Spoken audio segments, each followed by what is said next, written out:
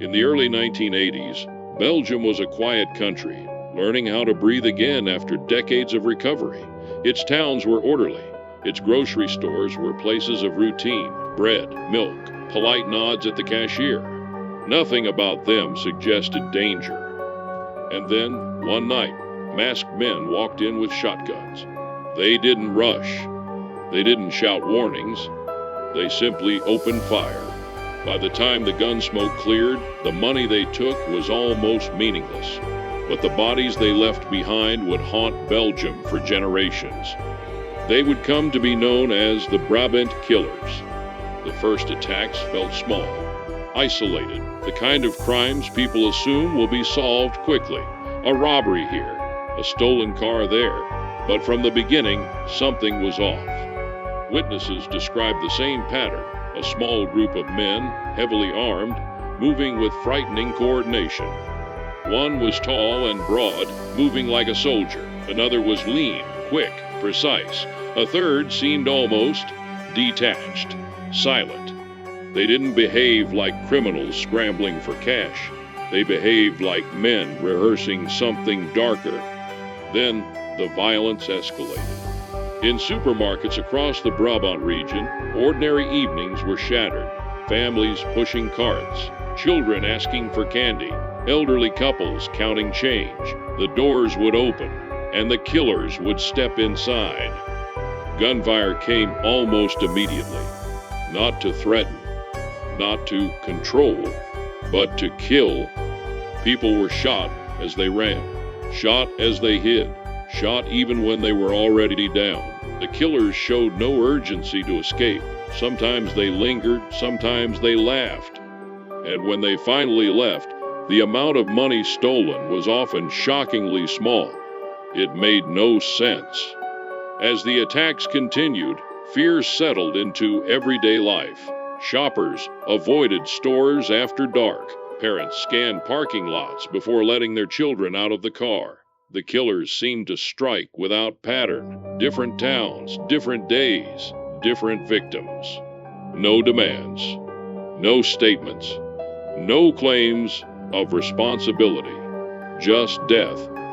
Police struggled to understand what they were dealing with. Were these robberies gone wrong? Terrorism? Organized crime? The brutality suggested rage, but the discipline suggested planning. Survivors told chillingly similar stories. One killer would fire wildly, spreading panic. Another would move with purpose, aiming carefully. The third often watched, as if overseeing the scene. It felt intentional, almost theatrical. And the victims were always ordinary people. The deadliest attacks came later. By then, Belgium was already exhausted by fear. But nothing prepared the country for the final wave. In one supermarket, gunmen stormed in just before closing. Shoppers scattered. A child was shot. A couple trying to shield each other fell together on the floor. The killers pursued people into the parking lot, firing into cars, executing those who had already escaped the building. When it was over, 8 people were dead. The killers vanished into the night. They left behind shell casings, chaos, and a question no one could answer. Why?